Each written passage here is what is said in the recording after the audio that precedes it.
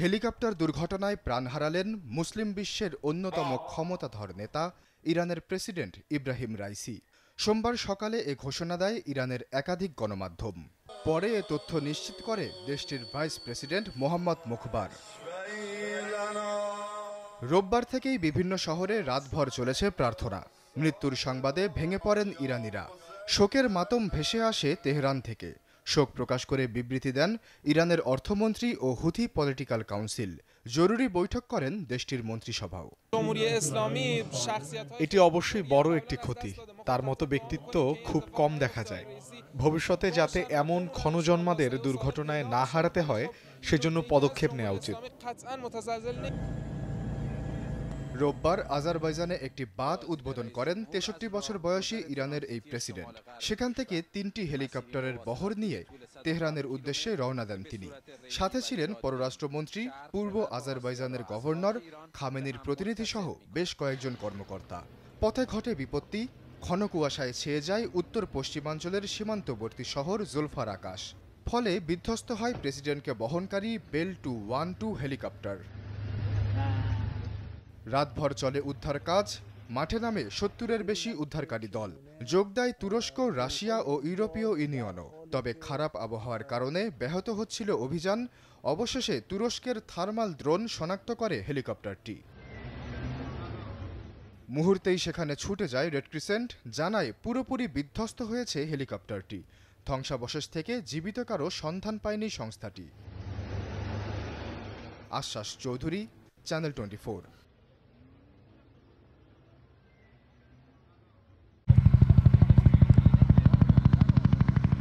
সত্তরের দশকে ভিয়েতনাম যুদ্ধের সময়কার হেলিকপ্টার UH-1N এর বেসামরিক সংস্করণ বেল 212। এতে চেপেই আজারবাইজান সীমান্ত থেকে ফিরছিলেন ইব্রাহিম রাইসি সহ অন্যরা। পথে ঘটে মর্মান্তিক দুর্ঘটনা।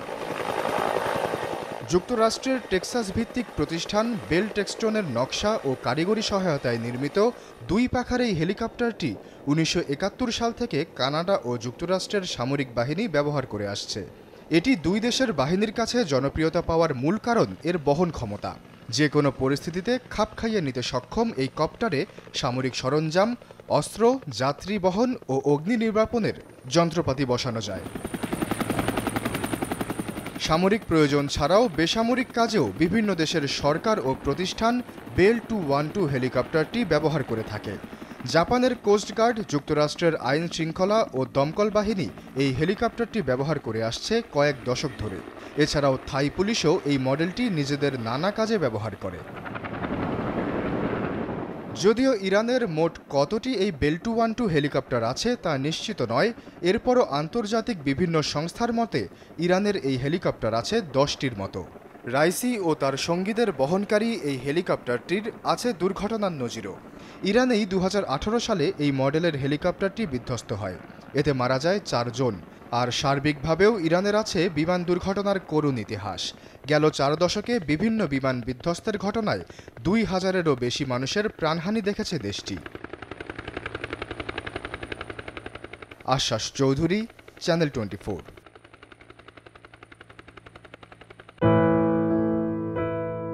পারস্যের শাহ রাজতন্ত্রের সময় সন্তান ইব্রাহিম রাইসি।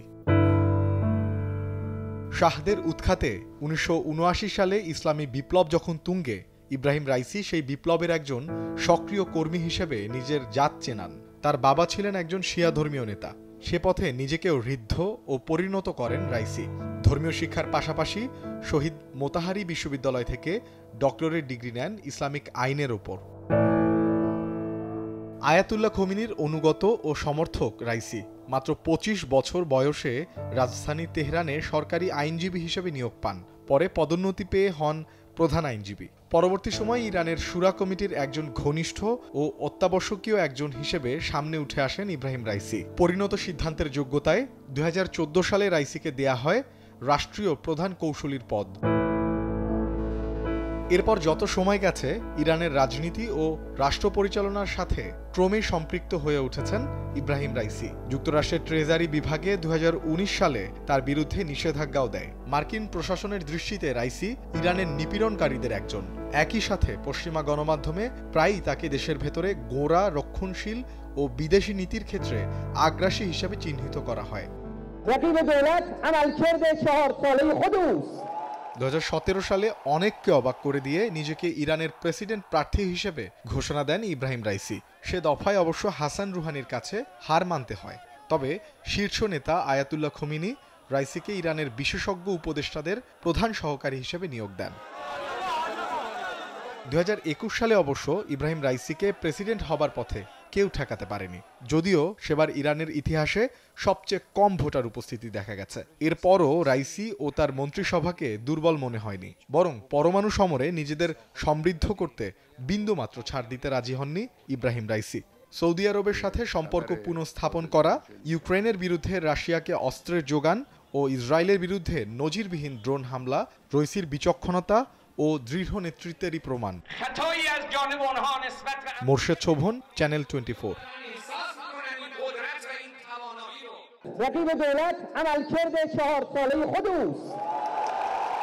2021 সালে রাজনৈতিক সংকটকালীন এক সময়ে ইরানের 8ম প্রেসিডেন্ট হিসেবে দায়িত্ব নেন ইব্রাহিম রাইসি।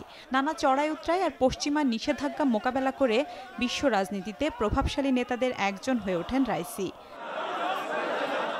63 বছর বয়সী নেতাকে ইরানের পরবর্তী সর্বোচ্চ ধর্মীয় নেতা হিসেবে দেখা হতো। তবে রোববারের হেলিকপ্টার দুর্ঘটনা এলোমেলো করে দেয় সব হিসাব নিকাশ।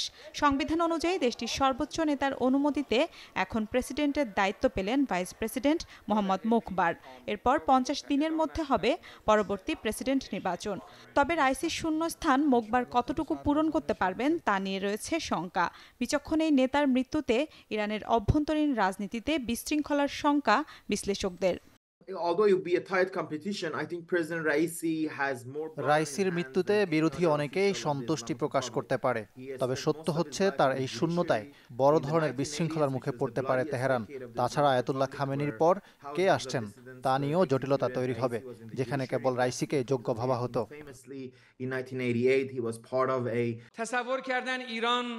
বলা হচ্ছে রাইসির মৃত্যু কেবল আভ্যন্তরীণ নয়, আন্তর্জাতিকভাবেও চাপের মুখে ফেলবে মধ্যপ্রাচ্যের শক্তিধর এই দেশকে। মরার উপর খাড়ার ঘা হয়ে দাঁড়াতে পারে ইসরায়েলের সাথে চলমান ছায়াযুদ্ধ। এ মাসেই তেল আবিবকে জবাব দিতে পারমাণবিক কর্মসূচি আরও শক্তিশালী করার হুঁশিয়ারি দিয়েছিল তেহরান। রাইসির অনুপস্থিতিতে সে সিদ্ধান্তে এখন আসতে পারে বড় পরিবর্তন। এই সুযোগে কাছাকাছি আসার সুযোগ পেতে পারে সৌদি ইসরায়েল। রোববারের দুর্ঘটনায় রাইসির সহযাত্রী হয়েছেন পররাষ্ট্রমন্ত্রী হোসেন আবদুল্লাহিয়ানো। গাজা যুদ্ধে গেল কয়েক মাসে ইরানের কূটনৈতিক তৎপরতায় নেতৃত্ব দিচ্ছিলেন আবদুল্লাহিয়ান। ইরানকে একঘরে অবস্থা থেকে বের করতে মিত্র দেশ ছাড়াও পশ্চিমা দেশের সাথে যোগাযোগ রক্ষা করে আসছিলেন তিনি। মৃত্যুর পর তার স্থলাভিষিক্ত হয়েছেন দেশটির উপপররাষ্ট্রমন্ত্রী আলী বাগেরি। মিলা খন্দকার, চ্যানেল 24।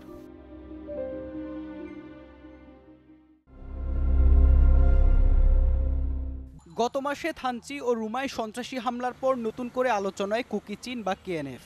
সেই ঘটনার পর থেকে সশস্ত্র সংগঠনটির সদস্যদের ধরতে বান্দরবান জুড়ে চলছে যৌথ বাহিনীর অভিযান। কেএনএফ সদস্যদের বড় অংশই বম জনগোষ্ঠীর।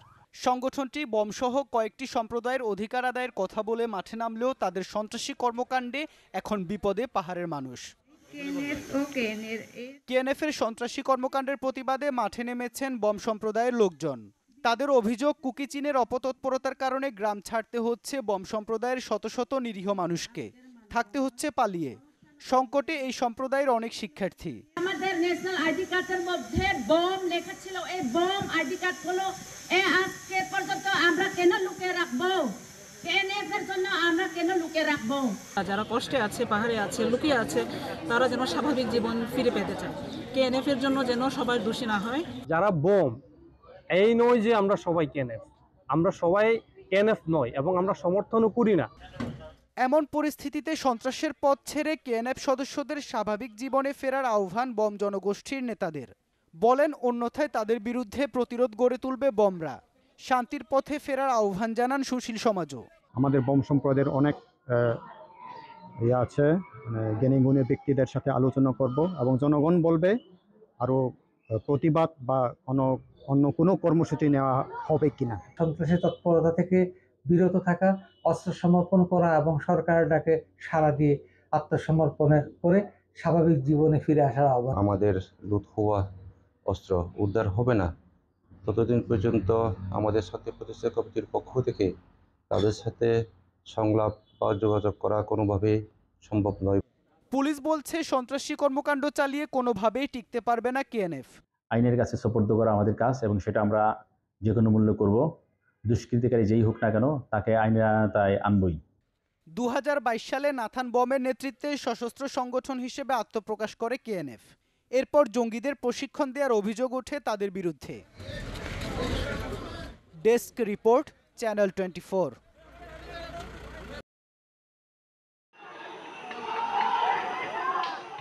গেল 16 মে মাদক সেবন নিয়ে রাজশাহী বিশ্ববিদ্যালয়ের চারুকলা অনুষদে শিক্ষার্থীদের সংঘর্ষ।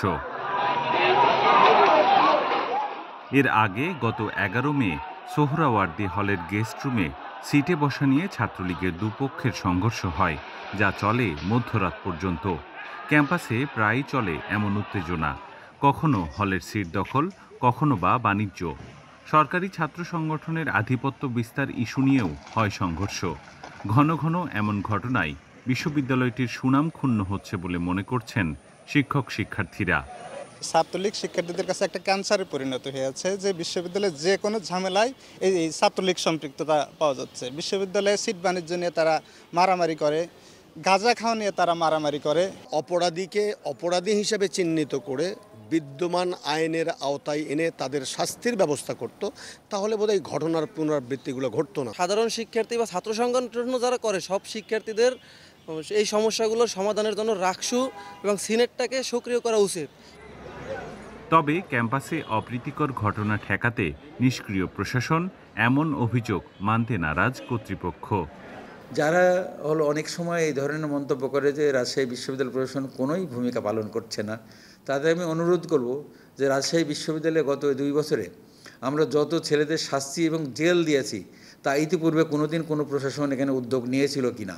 শুধুমাত্র আইন করে কোনো কিছু নিয়ন্ত্রণ করা সম্ভব নয়, এটা সম্ভব না। সবারই আন্তরিকতা থাকতে হবে। আর প্রশাসন হিসাবে তো প্রশাসন তো মানুষ, আমরা প্রশাসনের দায়িত্বে থাকা বলতে আমরা শিক্ষক বা কর্মচারী সবাই মিলেই কিন্তু প্রশাসন। সেটা হচ্ছে যে একার পক্ষে সম্ভব না, এখানে সবাইকে এগিয়ে আসতে হবে। বিশ্ববিদ্যালয় ছাত্রলীগের সভাপতির দাবি, ক্যাম্পাসের পরিবেশ অস্থির করার পেছনে বহিরাগতরাই দায়ী। সম্প্রতি ঘটে যাওয়া যে ঘটনাটা আপনারা দেখেছেন যে কিছু বহিরাগত সন্ত্রাসীরা এসে বিশ্ববিদ্যালয়ের পরিবেশ নষ্ট করার চেষ্টা করছিল। ছাত্রলীগ জড়িত না, ছাত্রলীগ কেন হল থেকে সাধারণ শিক্ষার্থীকে বের করে দেবে? ছাত্রলীগ কখনো এটা দিতে পারে না। আমরা সবসময় সাধারণ শিক্ষার্থীদের পক্ষে। গেল বছর রাজশাহী বিশ্ববিদ্যালয়ে ছাত্রলীগের নতুন কমিটি দায়িত্ব নেওয়ার পর থেকে হল দখল, সিট বাণিজ্য সহ সংঘর্ষের মতো ঘটনা ঘটেছে অন্তত 20 বার। আবরার শাইর, চ্যানেল 24, রাজশাহী।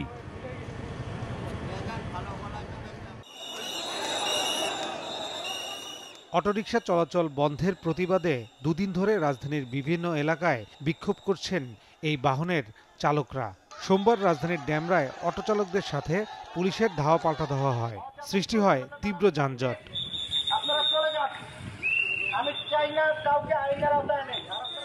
অটোচালকরা নামেন মোহাম্মদপুর বেরিবাদ সাদেক খান পাম্প এলাকায়, অবরোধ করে রাস্তা। পরে পুলিশের হস্তক্ষেপে অবরোধ সরিয়ে নেওয়া হয়। এছাড়া রাজধানীর রামপুরা, খিলক্ষেত, জুরাইন ও মিরপুরেও বিক্ষোভ করেন ব্যাটারি চালিত অটোরিকশা চালকরা। এসবের মধ্যেই দুপুরে ঘোষণা আসে বন্ধ হচ্ছে না অটোরিকশা। রাজধানীর ওলামা লীগের অনুষ্ঠানে সড়ক পরিবহন ও সেতুমন্ত্রী জানান, নিত্যপণ্যের মূল্য বৃদ্ধির প্রেক্ষিতে অটোরিকশা চালু রাখার সিদ্ধান্ত হয়েছে। নেত্রী সিটি এলাকা ব্যাটারি চালিত গাড়ি বন্ধের যে নির্দেশ সেটা পরিবর্তন করে চালু রাখার তিনি নির্দেশ গেল বুধবার 2 সিটির মেয়রের আবেদনে ঢাকার অটোরিকশা বন্ধের কথা জানান ওবায়দুল কাদের। এ সময় রাজধানীর বিভিন্ন রিক্সা গ্যারেজে অভিযান চালিয়ে কিছু অটোরিকশা ও ব্যাটারি জব্দ করে police. Faisal Hossain, channel 24, Dhaka.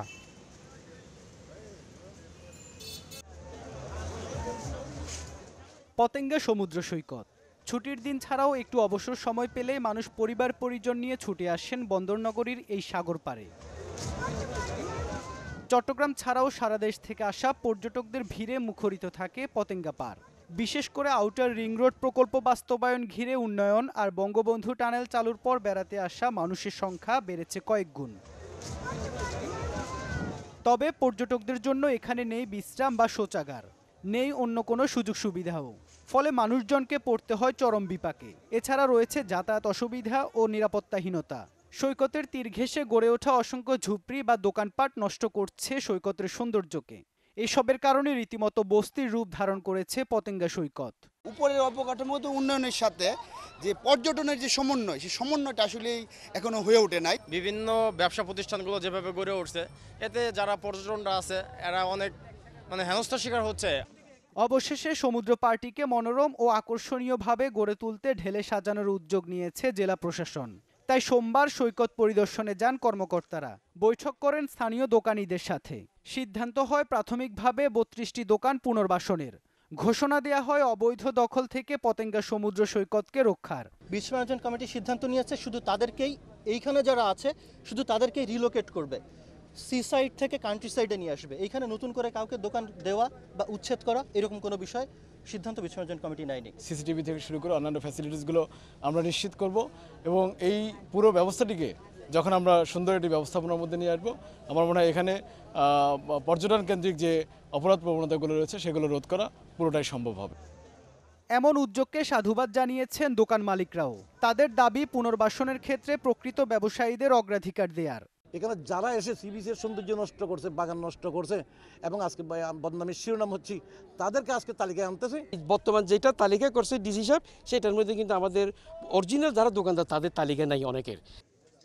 5 kilometre দীর্ঘ সৈকতে নিরবিচ্ছিন্ন বিদ্যুৎ সরবরাহ, বিদেশিদের জন্য এক্সক্লুসিভ জোন নির্ধারণ সহ 19টি সিদ্ধান্ত বাস্তবায়ন ছাড়াও পতেঙ্গাকে কক্সবাজারের আদলে সাজাতে একটি মহাপরিকল্পনা তৈরির কথাও জানান কর্মকর্তারা। ইবেন মির, চ্যানেল 24, চট্টগ্রাম।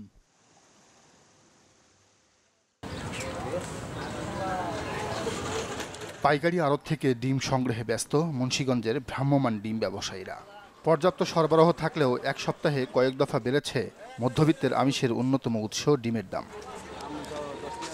পাইকারি ব্যবসায়ীরা প্রতি হালি লাল ফার্মের ডিম বিক্রি করছেন 45 থেকে 46 টাকায়। তবে খুচরা পর্যায়ে সেই ডিম কিনতে ভোক্তার গুনতে হচ্ছে 55 থেকে 60 টাকা। পাইকারি পর্যায়ে দেশীয় মুরগির ডিম সর্বোচ্চ 56 টাকায় পাওয়া গেলেও খুচরা পর্যায়ে তা হেঁটেছে সেঞ্চুরির পথে। আড়তদারদের দাবি সরবরাহ ঠিক থাকলেও কৃত্রিম সংকট দেখিয়ে খুচরা বাজারে বাড়ানো হচ্ছে ডিমের দাম। যারা খুচরা বিক্রি করে তারা মূলত অনেক টাকা বিক্রি করে, এমন শোনা যাচ্ছে তারা 55-60 টাকা হালিও বিক্রি করে। ওরা এক হালিতে 15 টাকা 20 টাকা লাভ করে, হাঁসের ডিম এক হালিতে 30 টাকা লাভ করে। পাইকারি ব্যবসায়ীরাও দুষলেন খুচরা বাজারের সিন্ডিকেটকেই। 60 টাকা বন্ধু বেশি, খুচরা এরা বেচে দেখা গেছে 70-80 কেউ 90 টাকা বেচে, একটু বেশি লাভ। এক হালি ডিম কিনতে গেলে 60 টাকা রাখে, কিন্তু ডিম তো আপনার কিনা পরে 12 টাকা করে, 48 টাকা হালি। এ নিয়ে নানা অজুহাত শহরের বিভিন্ন এলাকার ভ্রাম্যমাণ ডিম বিক্রেতাদের। বুঝ দিতে কাস্টমারের আমার তো 10 টাকা বেশি নিচে কিনায়, আমি কি করবো কেমন বেচবো। কিছুদিন আগে ছিল 900-900 পরে 2 দিন পরে বাড়াইলো 50, আবার 2 দিন ঠিক থাকে আবার এরপরে বাড়ায় 50 টাকা, এইভাবে বাড়াতে পারে 1150 নিয়ে 1200 টাকা ঠেকাইছে। তারা এই ব্যবসায়ীরা লক্ষ লক্ষ ডিম আপনার কোল্ড স্টোরে রাখছে। তবে ভ্রাম্যমাণ আদালত পরিচালনা করে শীঘ্রই এ ব্যাপারে ব্যবস্থা নেওয়ার আশ্বাস ভোক্তা অধিকার সংরক্ষণ অধিদপ্তরের। ক্রয় রসিদ সংরক্ষণ করতে হবে এবং যার কাছে বিক্রি করছেন বিক্রেতাকেও কিন্তু ক্যাশ মেমো বা বিক্রয় রসিদ দিতে হবে। এবং ভোক্তারা যখনই আমাদের কাছে অভিযোগ করছেন, আমরা যথাসাধ্য চেষ্টা করছি এটা যত দ্রুত সম্ভব তাদেরকে একটা সমাধান দেওয়ার জন্য। হাঁসের ডিম পাইকারিতে 52 থেকে 54 টাকায় বিক্রি হলেও খুচরা বাজারে বিক্রি হচ্ছে 85 থেকে 90 টাকায়। Desk report, channel 24।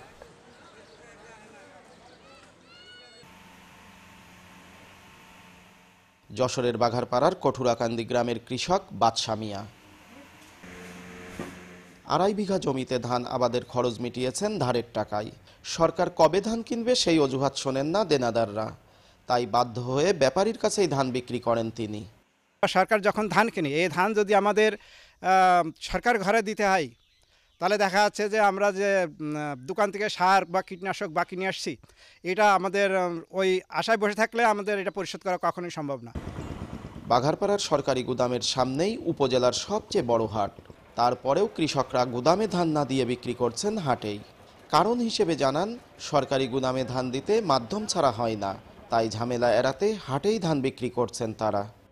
আজকে 10 মণ 20 মণ ধান গোডাউনে আমরা নিয়ে যাব, নিয়ে যাওয়ার পরে বলবে ধান শুকোয়নি, ধানে চিটি, ওখানে আমাদের জায়গা নেই, আমরা কোথায় রাখবো, কোথায় নাড়বো, আমাদের হিমঝিম খাতে হয়। সরকার যে রেটটা দিয়েছে সেই রেটের উপরে আমরা দাম পাচ্ছি।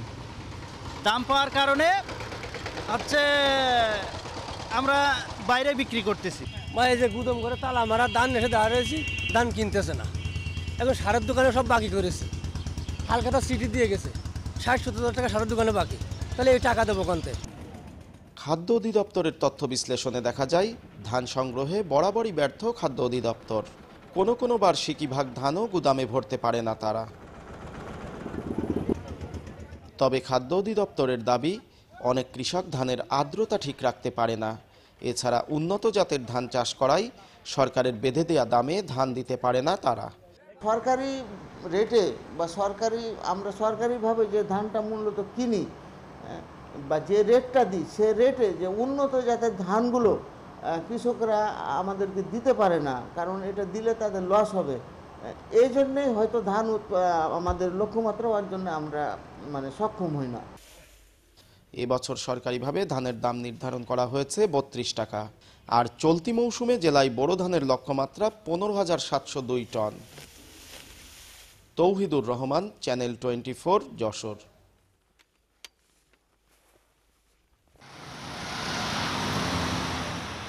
আসছে বাজেটে জাতীয় রাজস্ব বোর্ডের সামনে লক্ষ্যমাত্রা পাহাড় সম, অথচ সক্ষমতা নিয়ে বারবার আলোচনা হলেও আদতে তার কোনো পরিবর্তন আসেনি। উল্টো এনবিআরের উপর চাপিয়ে দেয়া লক্ষ্যমাত্রা নিয়ে ছিল নানা অসন্তুষ্টি। এবার সে ক্ষোভ যেন ঝেড়ে ফেললেন সংস্থাটির প্রধান। সিপিডি আয়োজিত সেমিনারে তিনি সাফ জানিয়ে দিলেন, সক্ষমতার বিচার না করেই বাজেট বাস্তবায়নের লক্ষ্যমাত্রা চাপিয়ে দেওয়া হয় সংস্থাটির উপর। বাজেট টার্গেট যখন দেওয়া হয় তখন এনবিআরের আসলে অসহায়ত্বটা প্রকাশ পায়। টার্গেট একটা দিয়ে দেওয়া হলো, সক্ষমতা কতটুকু আছে সেটা হিসাব না করে ফিনান্স থেকে একটা টার্গেট দেওয়া হয়, এবং এই টার্গেটটা অ্যাচিভ করতে হবে, কারণ তোমার এই টার্গেটের সাথে মিলেই আমি অন্যান্য এক্সপেন্ডিচারগুলো সেট করেছি। কোথায় যাবে? ইনোভেটিভ কোনো চিন্তা, রিফর্মের কোনো চিন্তা, কোনো কিছু করার সুযোগ থাকে না। কর ব্যবস্থাপনায় আধুনিকায়ন বিষয়ক সিপিডির এই সংলাপে উঠে আসলো নানা অসঙ্গতির চিত্র।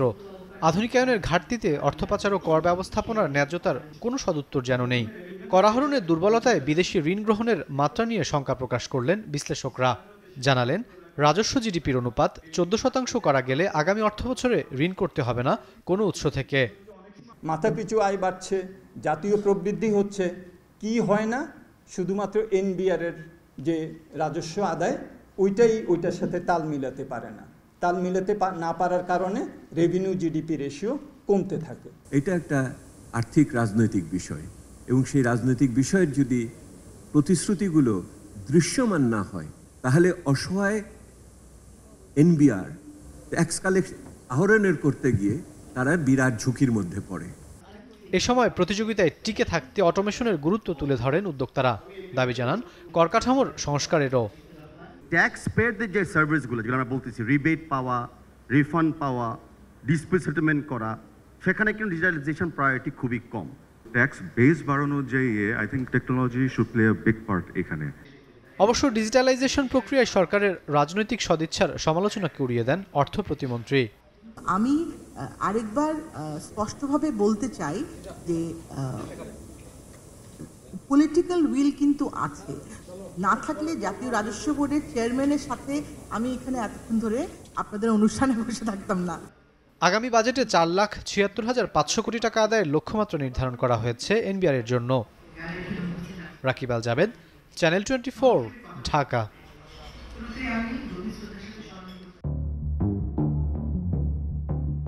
80-র দশকে শাহের সাম্রাজ্য পতনের পর থেকে নতুন এক ইরানকে দেখতে পায় বিশ্ব।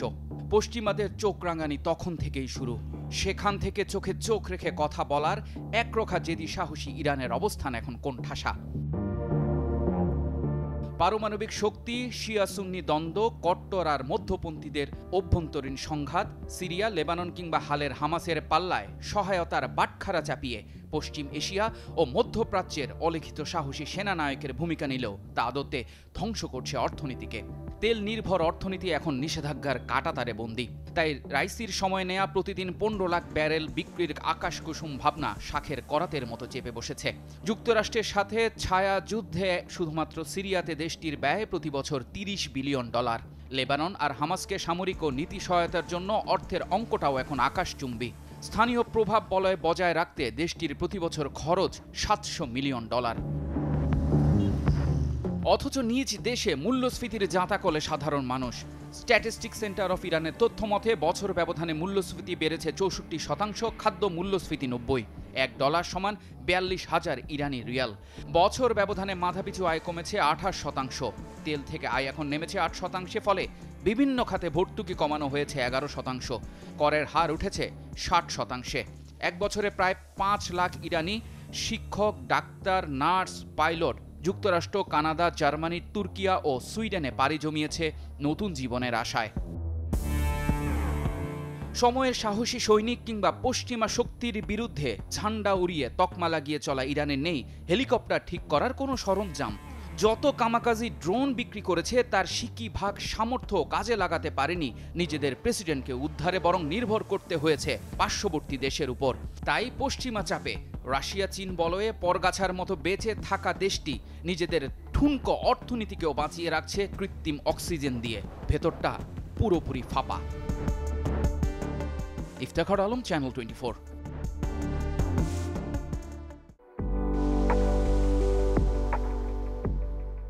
স্বপ্ন সারথীরা একে একে বলছেন তাদের গল্প, শোনাচ্ছেন আশার বাণী।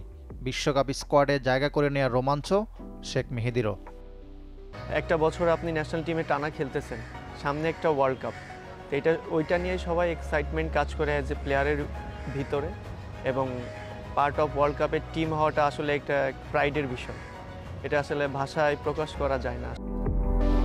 কিন্তু দলে থাকার চেয়ে পারফর্ম করার চ্যালেঞ্জ বেশি। টি-20তে মেহেদী মিরাজকে পেছনে ফেলেছেন শেখ মেহেদী। বোলিংয়ের পাশাপাশি ব্যাট হাতে ফিনিশার হিসেবেও তাকে দেখতে চায় টিম ম্যানেজমেন্ট।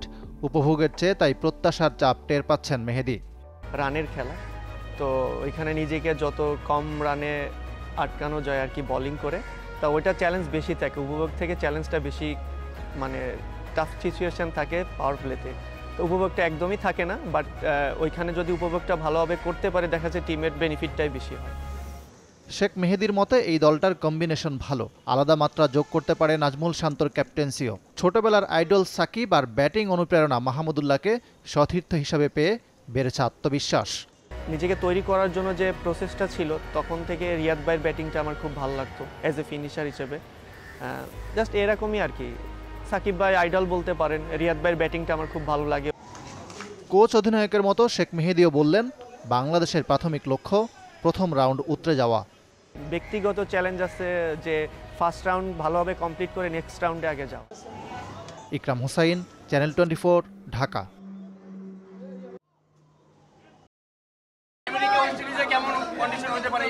কোনো আইডিয়া নাই। অলরাউন্ডার কি কম হয়ে গেল আমাদের? টিম দেখিনি, একদমই দেখিনি, না জানি না কারা আছে, তাও জানি না কারা আছে গ্রুপে। বিশ্বকাপ মিশনে টিম বাংলাদেশ, যুক্তরাষ্ট্রে দল, অথচ অনেক কিছুরই খোঁজ রাখেন না মাশরাফি বিন মুর্তজা।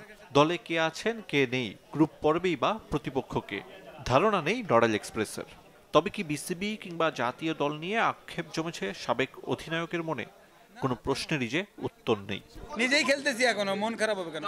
বর্তমান দলের ক্রিকেটারদের সম্পর্কে ধারণা প্রখর মাশরাফির। টি-20 বিশ্বকাপের গ্রুপে দক্ষিণ আফ্রিকা ও শ্রীলঙ্কার মতো প্রতিপক্ষকে পাচ্ছে নাজমুল শান্তর দল।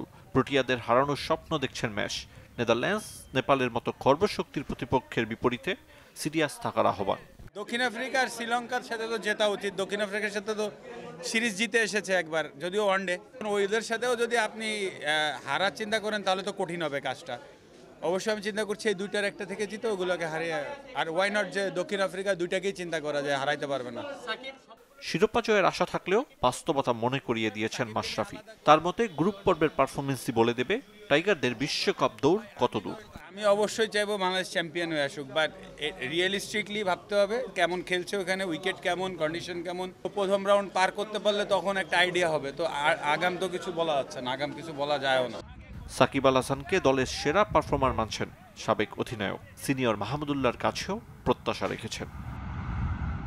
আরিফুল ইসলাম, চ্যানেল 24, ঢাকা।